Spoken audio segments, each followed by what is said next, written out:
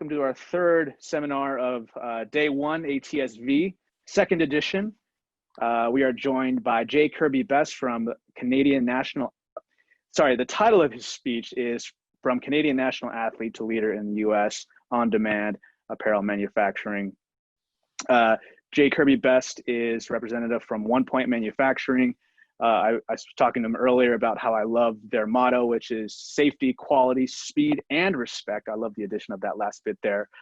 So Kirby's going to be speaking about his story and, how his experience as an athlete to a leader in on-demand apparel manufacturing, how that all ties together. So he's been with the show before. Very excited to see him back with us. And I think everybody here is going to benefit greatly from what he has to say. So Kirby, the floor is yours for the virtual stage, as we say. Jason, thank you very much. It's an honor to be here and a lot of fun. And to my Canadian friends, yes, I still spell honored with the U, so I haven't given that up. I'm sorry it's not live. This COVID-19 has disrupted all of our lives and in so many ways, which is really, really too bad. But I want to talk about, I guess, Carla, are you sharing the screen? I am. I'm pulling it up now. Oh, perfect. Okay, great. Good. I really want to talk about the benefits of on-demand and then talk a little bit about Eloise, something that we've just announced that we are launching next month, and it's kind of a fun place to be. So I've been asked to speak about how a little Toronto boy ended up in women's fashion in New York City and in Nashville. So I'll go back a little bit in sports, and if anybody wants to just mute me for a while, don't worry, you'd be advised to. So I was very fortunate growing up. I love sports, and I fell in love with speed very, very early on. And although that's kind of a funny thing to say, it's a constant in my life. I still enjoy going very fast and do it at every opportunity I can. So I just, to kind of go a little bit further on that, I loved every sport that I did, and I always wanted to try more. And in the early 70s, we had just won the Canadian Henley, and I remember standing on top of the podium, and all I could think about was my next event, which was the World Speed Trials in Cervinia, Italy.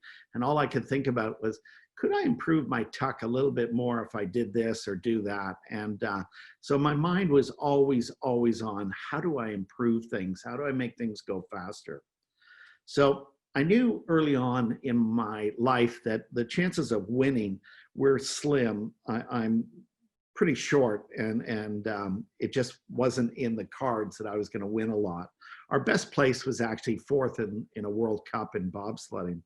But instead of going after winning, I decided to go after quantity.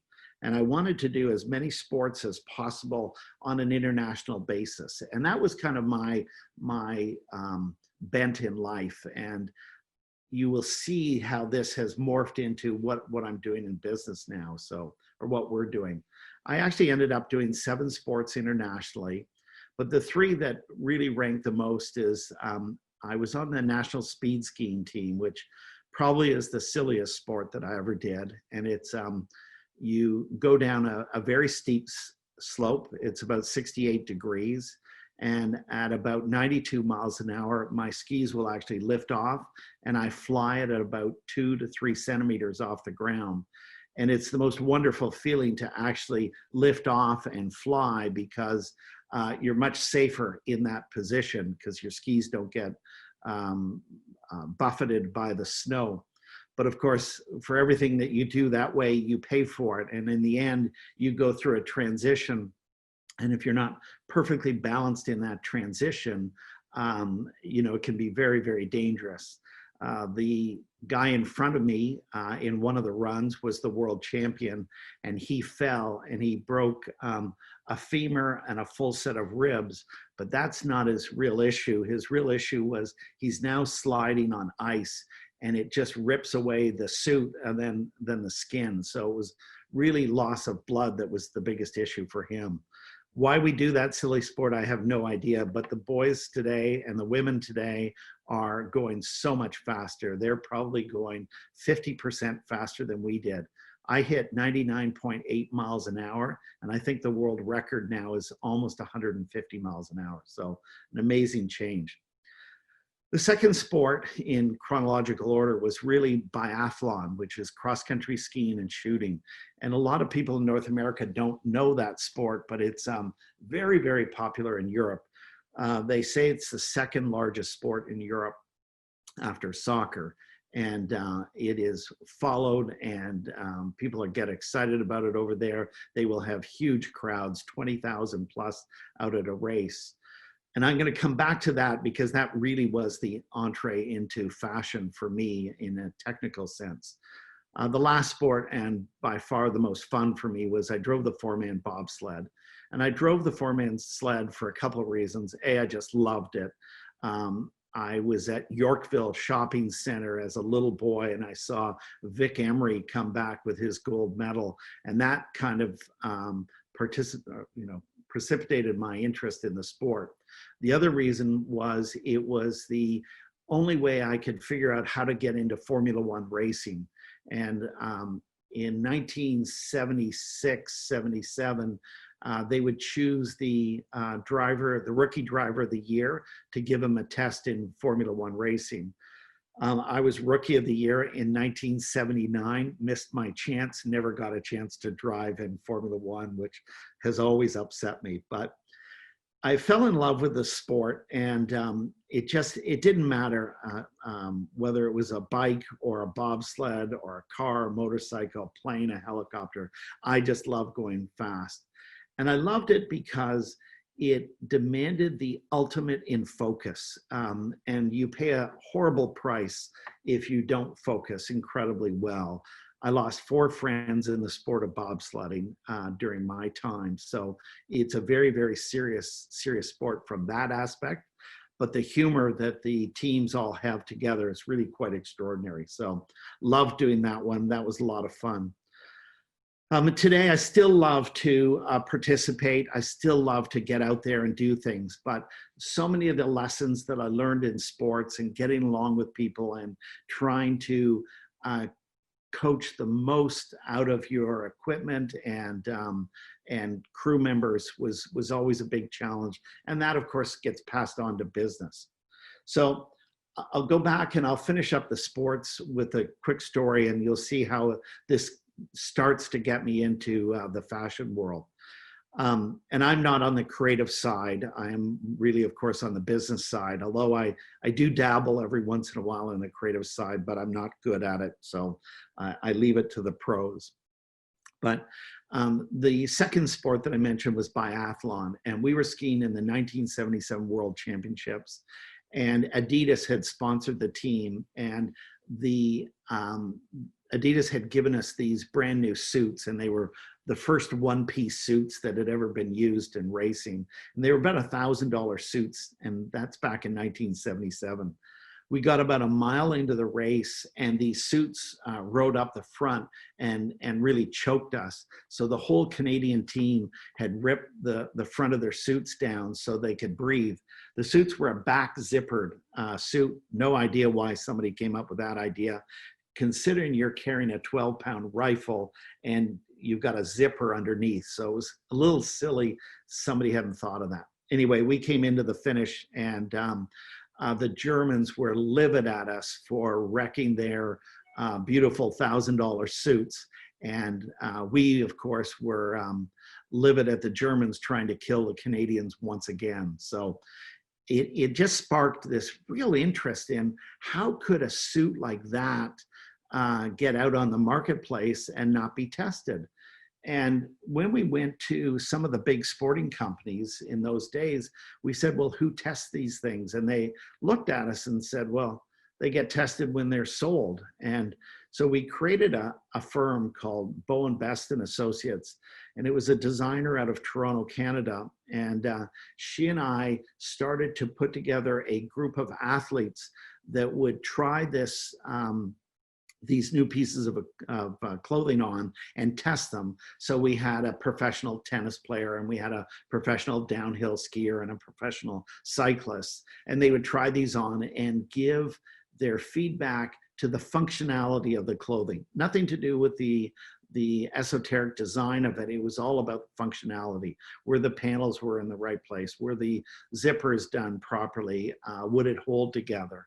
And that became kind of my real interest in this, was how do we design something that's better and more efficient for the athletes? So that's the leap from sports over, but you'll find the speed will come back into play a lot. And I'll just talk one thing about speed. Today, it takes on average about 12 months for most firms to get a product from the designer's pen out into the shelves of the retail store. And those 12 months, it's a long time, a lot of risk, and a lot of things can happen. We are trying to reduce that to 3 minutes, so that when the technical designer has finished creating the first base pattern, or what we call Lucy, till the time that it's on a virtual store, like an Amazon or a website, is 3 minutes. And we will use a photorealistic 3D rendering of the product to put it on the shelf. And that's back to the speed thing, where we just wanted to do things faster and better. So I'll come back to that. The second story is cancer. And it was, unfortunately, my wife was diagnosed with cancer back in 2000, and she's fine now. But she was put into early menopause through the chemotherapy. And when she had the early menopause, it caused her to go through the night sweats and the hot flashes. And that meant she had trouble sleeping at night. She would go to sleep, have a hot flash, and then wake up wet and cold 20 minutes later. And that would make us have to change our bedding or our clothes, just because it was so uncomfortable. And, sleep is such an important part of recovery. So I knew that I had to figure out something that would help solve this, because if she couldn't sleep, it meant I couldn't sleep. And so I had remembered that in the cross-country days, we had started working with a company called LIFA, and they were using polypropylene fabric as a undergarment. And that polypropylene was horrible stuff. It was almost like putting a screen from a screen door on your body. But it made all the difference when you're skiing in -20, -25 degrees. The ability to wick away moisture from the body so it doesn't freeze is really, really important. So this is probably the grossest story that you'll ever hear, but I rummaged around 20 years later in my pajama drawer and came out with a 20-year-old pair of this cross-country ski underwear. And I convinced her to try wearing it after arguing for a long, long time about that. But she did try it, and it allowed her to sleep at night. And the sleeping is just so, so important. And we said, okay, this is great. Let's find out how new fabric is made and how much softer and silky it is, and it had many more properties. It has the wicking property, and then it had antimicrobial property and things like that. And so we finally found a few mills that would make the fabric for us, and we had it made, and she tried it, and now she loved it. And for my friends up in Toronto, if you look at our signature gown and you kind of look back at it and squint your eyes a little bit, it's modeled after a Havergal College uniform. So there's my Canadian connection. We had designed it to look a little bit like the Havergal uniform. And I don't know why I had this this obsession with some of the Havergal girls. So that's how that started. And we started making a sleepwear for her, and then her chemo friends wanted it, and then her friends wanted it, and somebody picked it up in South Africa, and then somebody picked it up in the Scandinavian countries. So this little garage business that was formed solely to give money back to breast cancer research was getting bigger and bigger. And we went through our first manufacturer, and then we went through the second manufacturer. They went out of business. The second one, they all smoked. And it's pretty hard to sell a product for people recovering from cancer that reeked of smoke. So we went on to our third manufacturer, a delightful older couple, and we had manufactured with them for a few years, and then finally they said, wait a second, we've decided to retire. And my partner, David Prentice at the time, said, why don't we manufacture? We've been building factories all around the world. Why don't we do that? And so we said, sure, let's do that. And that's when we started to design and build a better, more efficient factory. And I'll get into that in a few seconds. The last thing, David and I were in the book industry. In the book industry, I grew up in the book industry. My brother is still in the book industry. He runs First Books Canada, and his wife runs Random House Penguin. So it was really a book publishing, book manufacturing family. And we had printed all the Margaret Atwood books, the Pierre Burton books, the Conrad Black books. And so we had said the book industry was changing. Longer runs were becoming fewer and far between. So we had to go to shorter and shorter runs. And we developed a factory in Connecticut that specialized in very, very short runs, done very quickly. And this is where I started to fall in love with just-in-time inventory and producing as few books as possible so that you didn't lose them into inventory and you didn't tie up your money in inventory. Well, I was taking old equipment and trying to make it into new equipment that could do things better and faster. There was a chap in Nashville, Tennessee by the name of John Ingram, and he was saying, well, that's just crazy. Why don't we start with a photocopier and make a book of one and then go up from there. And I came down to visit him in Nashville, and they were producing about 2 books an hour. And I turned to John and I said, you know, this isn't going to work. And he said, it will, trust me, this will work. And about 2 months later, he said, why don't you come down and make it work? And so I did. I moved to Nashville, and we started this, well, it had been started, but we developed this little company. And today that little company is the largest book manufacturer in the world by far. If you order a book on Amazon by 6 o'clock tonight, it'll get printed and bound and shipped to you by 4:30 the next morning. And a lot of people are kind of going, well, what's the similarity between the book industry and the clothing business? But there is a lot of similarities. They have the same waste. They have the same inefficient supply chain. They have the same creative process.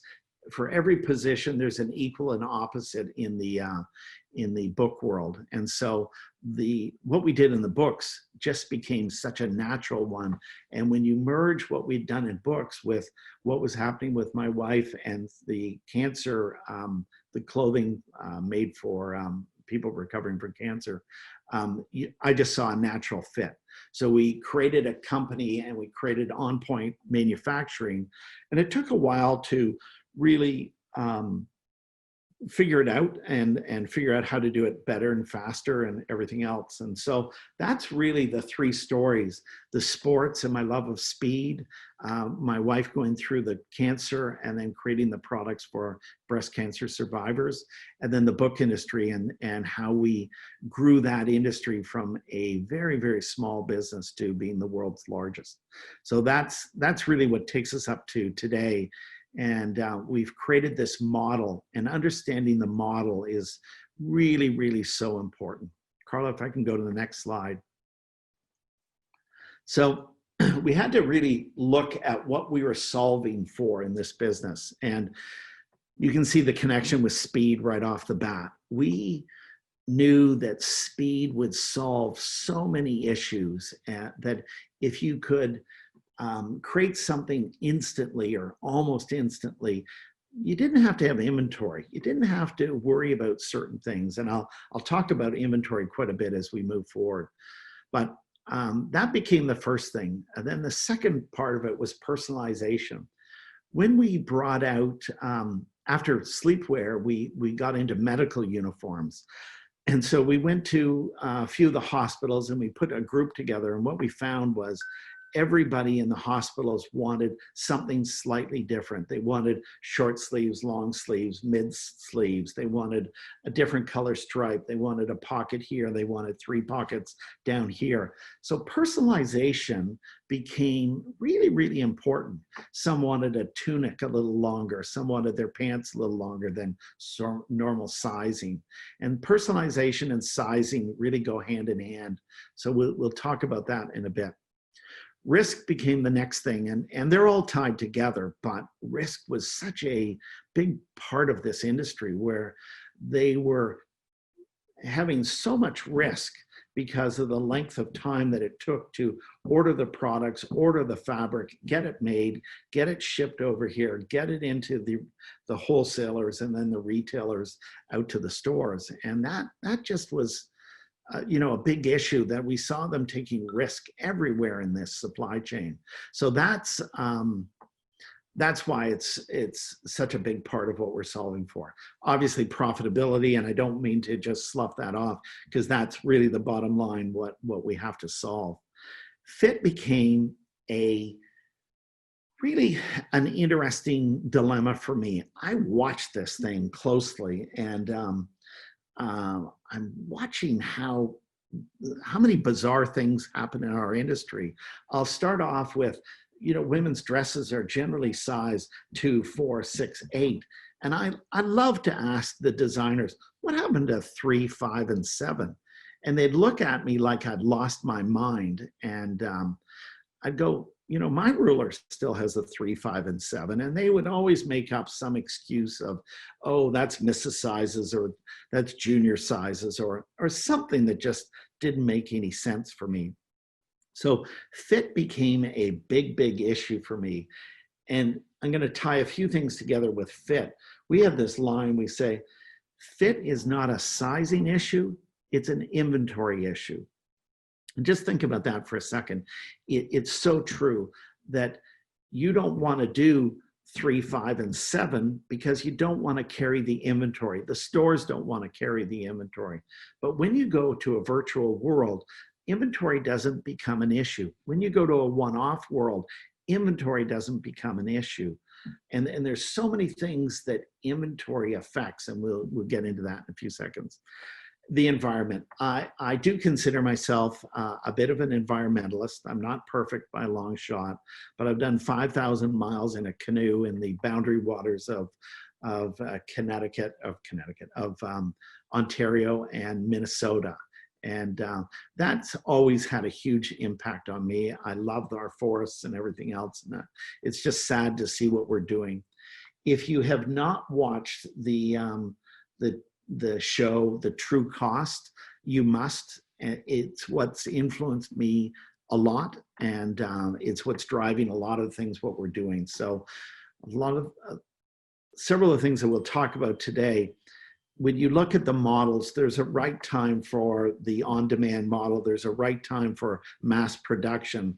But if you look at it at the bottom line, the environment should, we think, be the dominant factor in some of your consideration. So that's what we're solving for. So Carla, if we can go to the next one.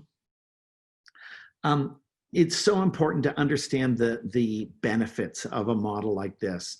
And I'll start off, particularly for my Canadian friends who, will definitely want to get their products into other markets around the world, particularly the US market. And that's really hard with the model that is around today, where you've got to acquire your inventory, then ship it. You're going to ship some to Canada, some to the United States. That means you've got to have warehousing, things like that. These are some of the benefits that the on-demand model takes into account. And I know so many people will get hung up on the price. And we say it's not the cost per unit, it's the cost per unit sold that you really have to calculate. And that's a very, very important distinction. So in our model, you can get into multiple markets. We have two customers that I love to talk about. The first one is Katla, and she is from Iceland, and she has an amazing array of products, and she manufactures them with us and distributes them around the world. For those of you who have traveled to Europe and seen these beautiful Loden wool coats that are primarily Austrian and German and stuff, they're just gorgeous, very, very expensive. They are made in Florence, Alabama in our factory, or some of them are made in our factory and then shipped overseas. So it's an amazing model that we are now attracting offshore designers to manufacture in the United States. Some sell it in the United States because of the market size, but some ship it back to different markets around the world. And when you start looking at your costs, you've got to be looking at the cost of warehousing, the cost of inventory, and the cost of shipping it yourselves. We do all that. We get an order in, we manufacture it for your customer, and we ship it directly to your customer. No inventory, no warehouse, no shipping other than what we do. And the other thing that we're solving for is the unlimited sizing and unlimited options. You can make garments today in almost any size. Fabric becomes the next limitation. But being able to offer this to your customers in exactly what they want is so important. So we kind of say, well, there's standard sizing, 2, 4, 6, 8, and then there's micro sizing, which is getting it down to 2, 2.5, 3, 3.5, 4, etc. And then eventually you get into really nano sizing, where you are making it made to measure. And there's all sorts of things coming down the pipeline that will help us make made to measure. Some will be announced in the next few weeks. So really stay tuned to that.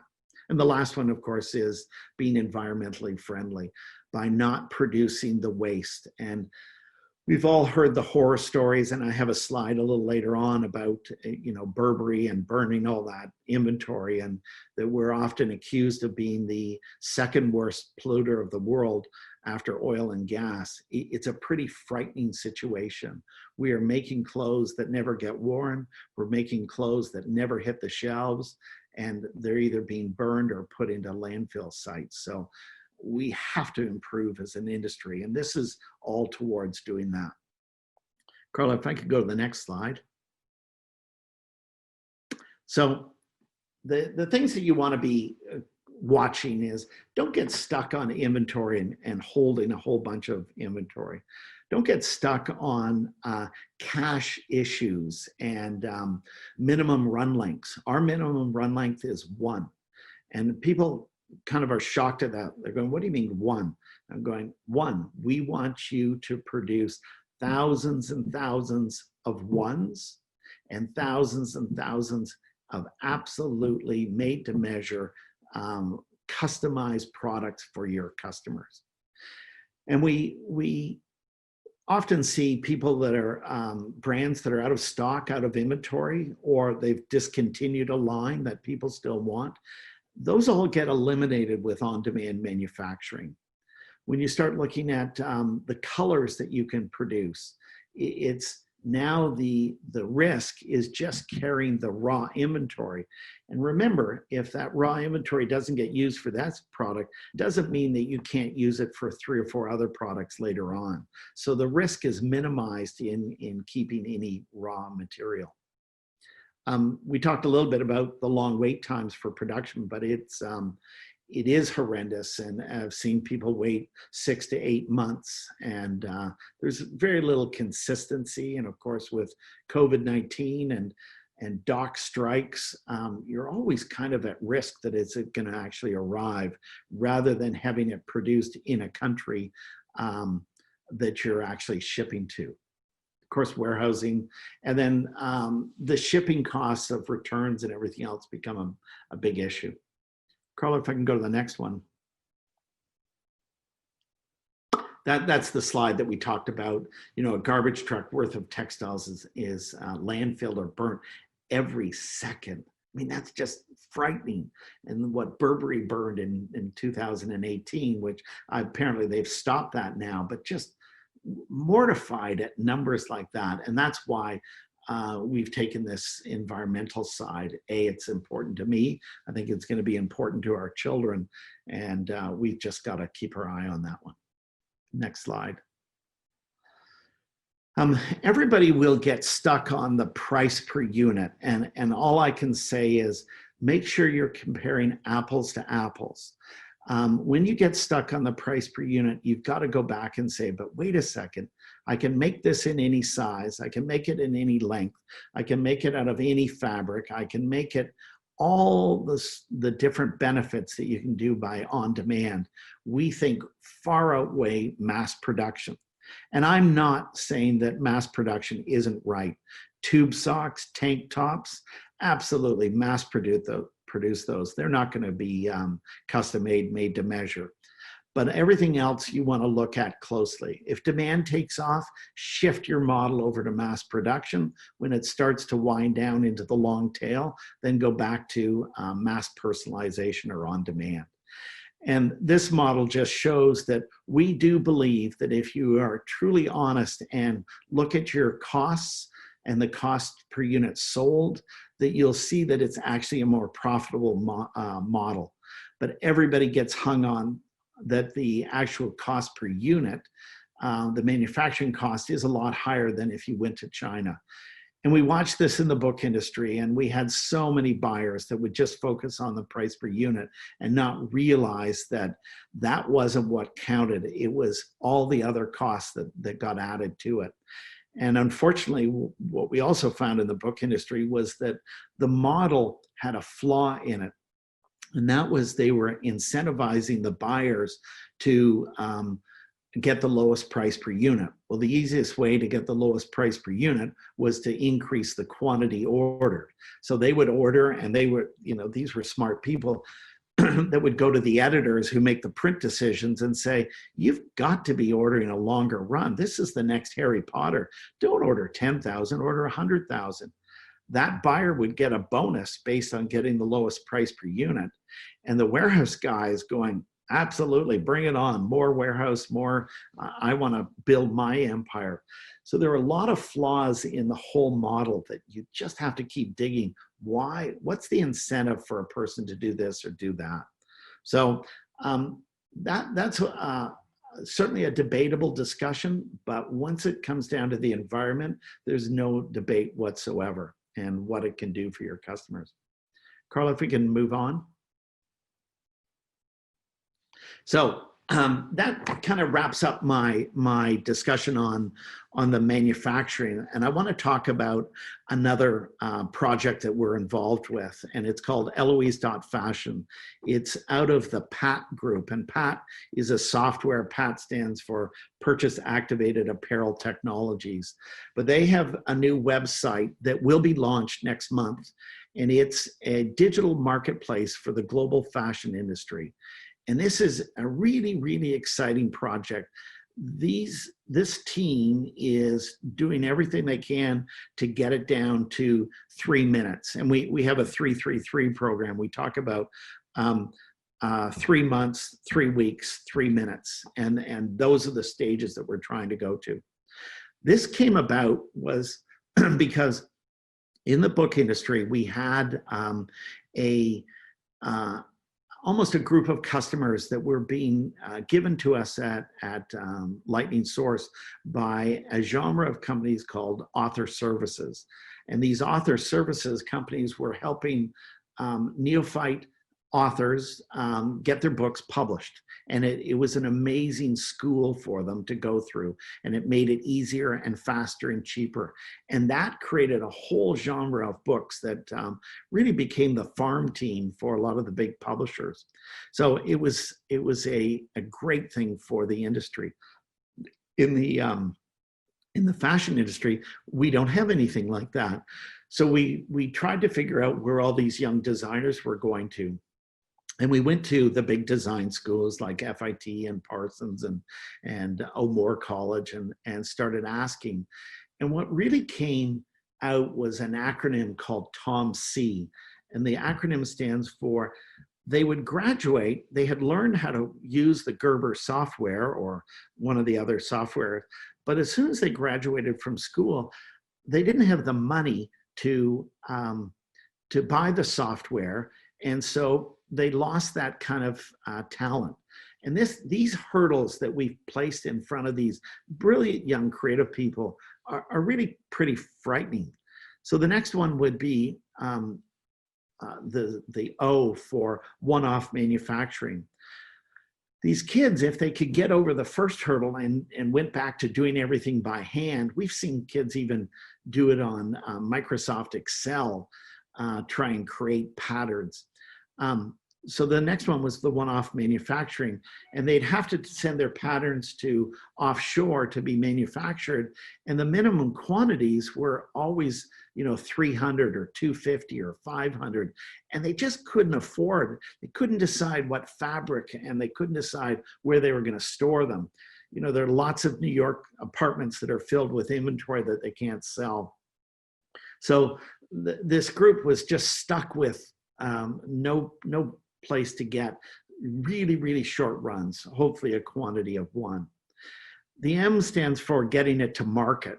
And although a lot of these people are fully capable of doing a website or getting on a website or getting it on Amazon, it takes time and effort. And when they're spending time and effort getting it on the marketplace and trying to work out their SEO issues and things like that, they're not designing great products. And the last one, every entrepreneur suffers from lack of cash. So TOMC became the acronym, and we said, why don't we see if we can get companies like Gerber to give their software away? And you can imagine when we went to Gerber and said, we think you should give it away, they immediately escorted us out of the building. And we started this about 5 years ago, and about 4 years ago, we still were getting escorted out of the building. And then 3 years ago, a guy by the name of Karsten Newberry stopped and listened to us and said, wait a second, you've got some ideas here. Let's hear more about it.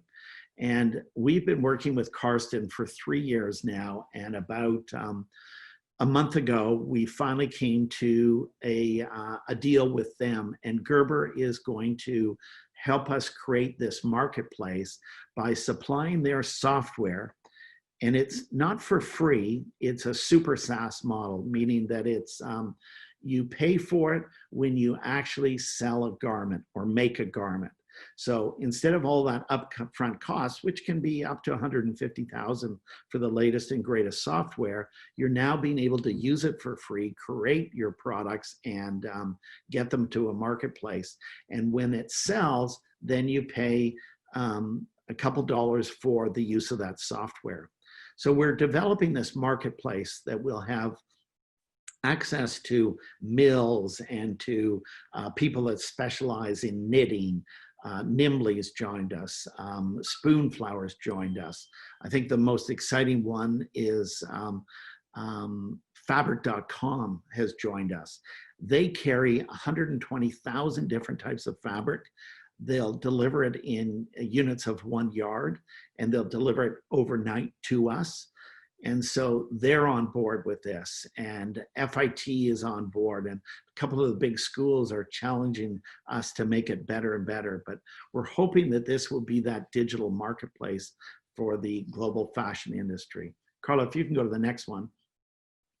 So it changes the model. So the young designers hopefully have fewer and fewer hurdles to get over, so they can go in and use the best software out there. They can put it on our website. We're negotiating with several big websites to also have a division to put their products on. And then when an order comes in, it gets routed directly to one of the manufacturing plants in the system. Yes, of course, I hope it's OnPoint Manufacturing, but Eloise is absolutely neutral and will work with any manufacturing plant willing to work with our digital tech pack. So we make it and we ship it directly to your customers. So it's design it, sell it, make it, and ship it. And it's very, very easy. And the money flows from when the time the customer pays on the credit card, everybody in the supply chain gets paid. So it's a model that reduces risks, increase speed. Our goal, everybody defines on-demand manufacturing differently, but we say our goal is to get it down to 3 days and then get it down to 12 hours. So from 12 hours of being, the order being sent to us, we expect to cut it and sew it and ship it directly to the customer. So that's a little bit about Eloise.fashion. You can go to the website now and sign up for it. It won't launch for a little bit, and it'll launch in version 1.0 and then 2.0 and 3.0, et cetera.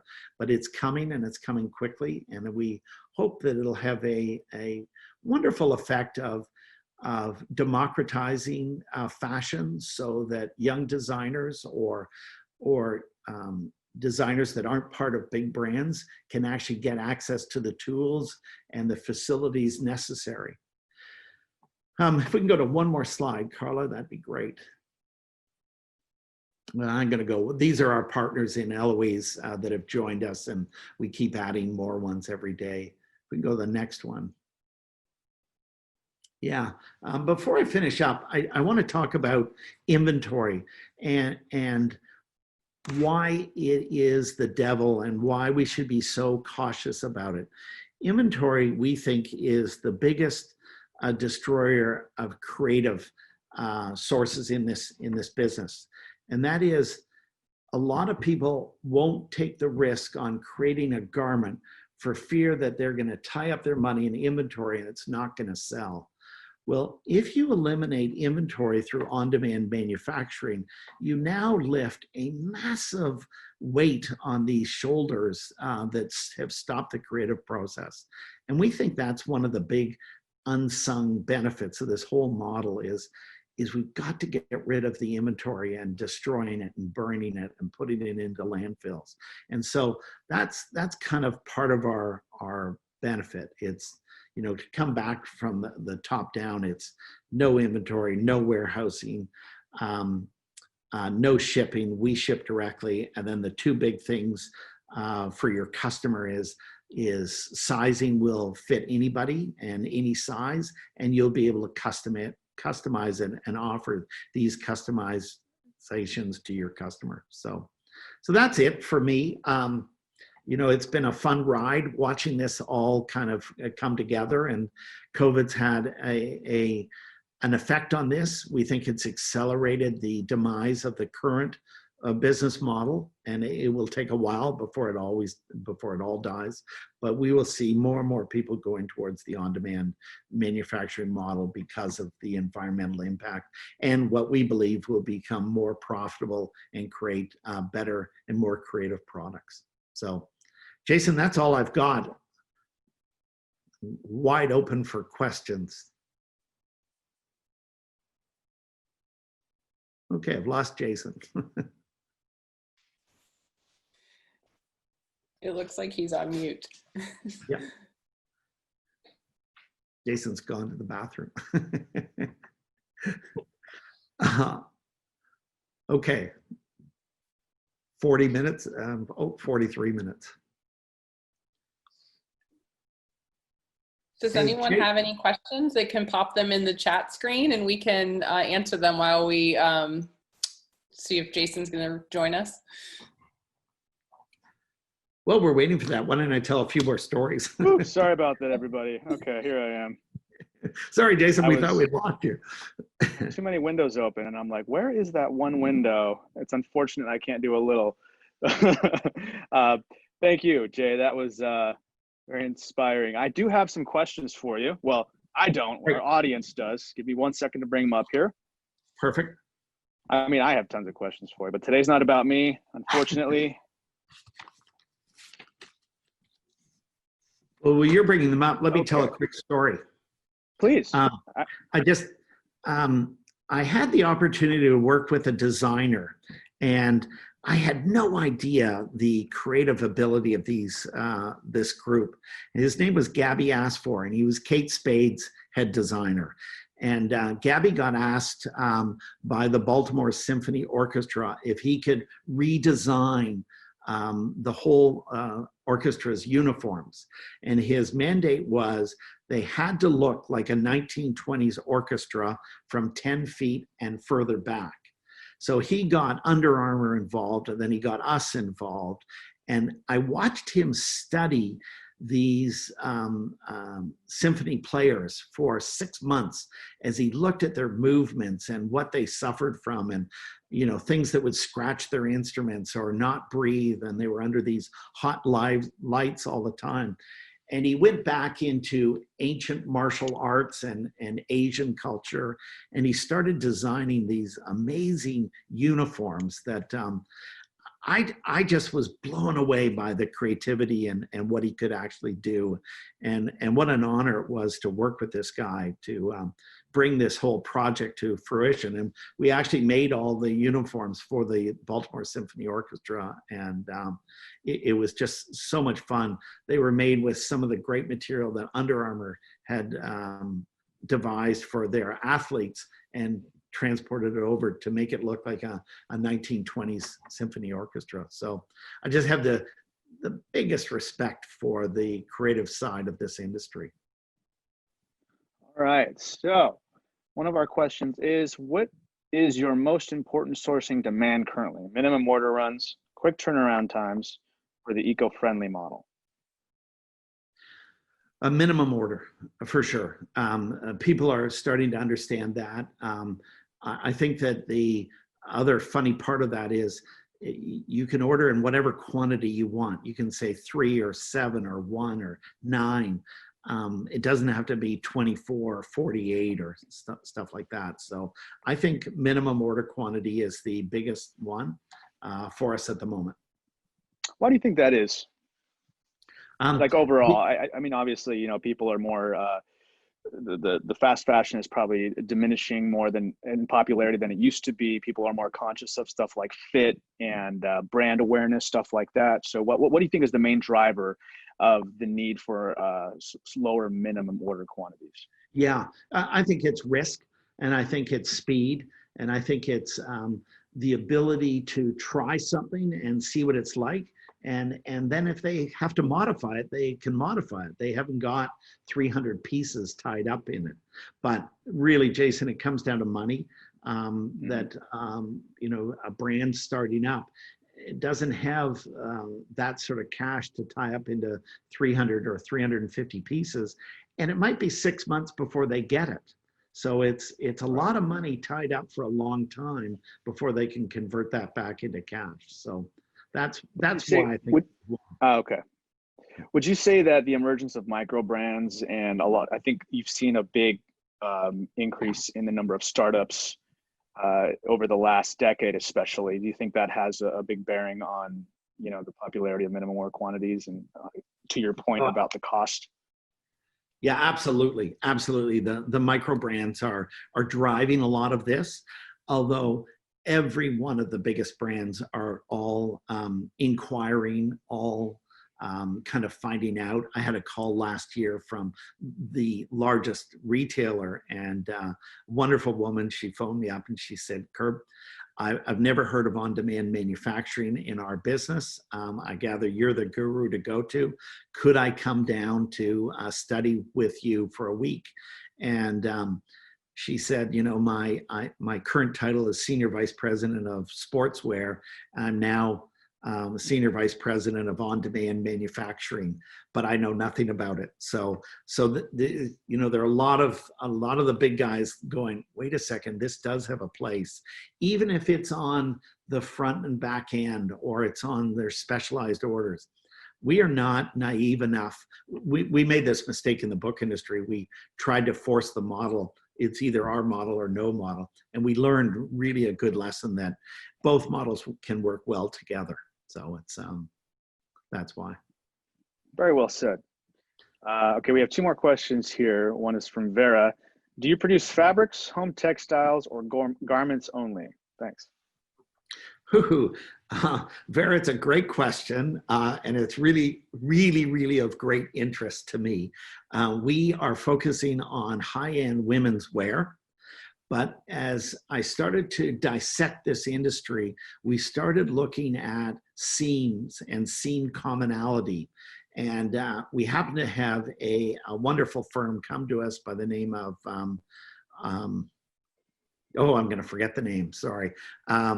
And they wanted to do placemats and runners and curtains and stuff like that. And we looked at it and said, you know, that's silly. And then we went, wait a second, the seam they wanted to use is the same seam that we used on one of the Baltimore Symphony Orchestra ball gowns. And we started to look at seam commonality and how that applies to manufacturing. And that's my big thing I've been working offline right now, is all of that. And anyway, this company's name was Pepper Home, and we make a lot of different products for them. So we're getting less hung up on that it has to be a high-end women's wear and more into, are the seams common with the other seams that we're doing? So hopefully that answered Vera's question. Oh, I think it did, and then some. So thank you. Right. Okay, next one is from Patricia. I'm a very small startup. Am I able to work with you? Oh, and Patricia, absolutely. We do have something on the OnPoint website. So today you'll start with OnPoint, and there's a book you can download, a PDF, that gives you all the instructions. And the closer that you follow those instructions and give to us the correct files, the faster the whole process goes and the less expensive it is. But yes, we love dealing with companies like you. We've had a few companies that they gave us exactly everything that we required, and it was up and running within a week. We've had highly experienced executives and big firms, and it's taken 6 months to get things up and going. So it's if you follow the directions, it becomes easier and easier. When Eloise.fashion is ready, then you'll want to go through Eloise.fashion, because it'll give you all of the assets that you need to create what you need and give it to us or whoever you're going to choose in the manufacturing world to manufacture. But the bottom line is, yes, we'd love to deal with small companies. Fantastic. I think that's what a lot of our the attendees right now are wanting to hear. So it's nice to know that there are services such as yours that cater to that very large segment of business owners. Yeah. A couple more for you here. This one's a little bit lengthy. Let's see here. How do you see a designer who has not been trained in the Gerber tech assessing the design technology through training, school, a design consulting shop? I'm thinking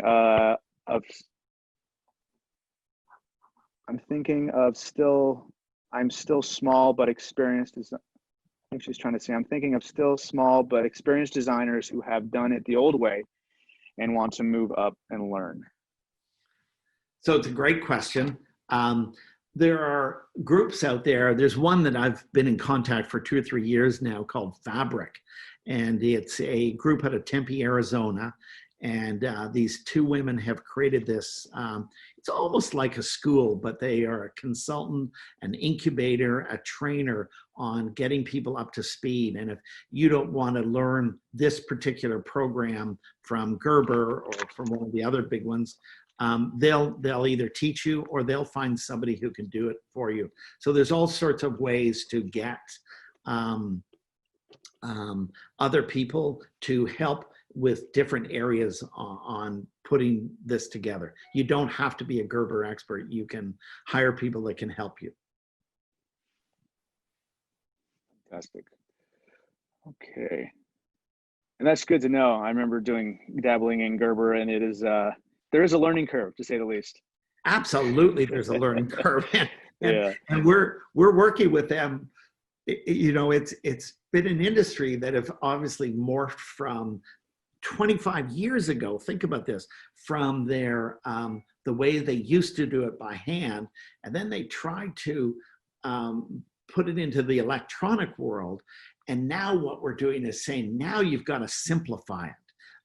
We have a term we call block technology, different than blockchain, but it's where we think designers will end up being, you might be a cuff designer or a sleeve designer or a body designer, a tunic designer, and you will sell this and you will plug and play different pieces. Kind of like if you go to a lot of the men's shirt customized shirt company, you know, you'll pick a separate collar, you'll pick your French cuffs, you'll pick a certain placket for your front.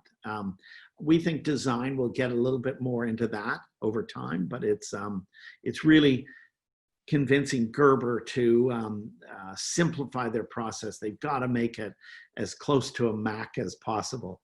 And I can hear all my guys going, "Oh, there he goes on his high horse about Macs again." But it's that's a great comparison, though. I think it's just kind of simple. I think they have to think about the user experience and making the workflow much more intuitive rather than so mechanical. You know, I think it's always that dichotomy between the engineer mind and then the overall user. And I think overall, most technology is heading that direction. So yeah, hopefully and these guys, Gerber is doing it. I mean, it's I've been arguing for years with this one person there, and she finally, about a year ago, the light bulbs all came on, and I said it takes 2.5 days full time to do one dress in this one MTM, and I said you got to get it down to 3 minutes. And she's just appalled. But about a year ago, she started to understand. And I said, you know, everything can't be new. You've got to have blocks that you can just say, this is the same as before. And so it's a great group over at Gerber that is really kind of going, okay, I got this. I know where this is going. So I think you're going to see some fantastic stuff coming out of them. So. Absolutely. Okay, we have a couple more here. We have two from Fernando. The first one is, how do you work with startups who do not have any type of gauge of quantities?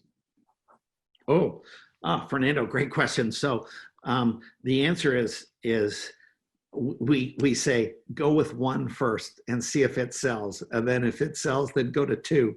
And if those 2 sell, then go to 4 and so on and so forth. And it's, you know, I'm going to go back to a book story.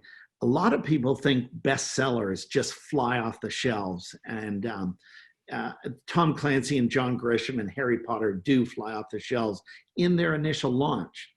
But a New York Times bestseller walks out of a Barnes & Noble store 1 every 2 weeks. And so this idea of sales velocity is just a myth. And therefore, if let's just say you are selling 2 or 3 a day, well, we can run 2 or 3 a day through our system. So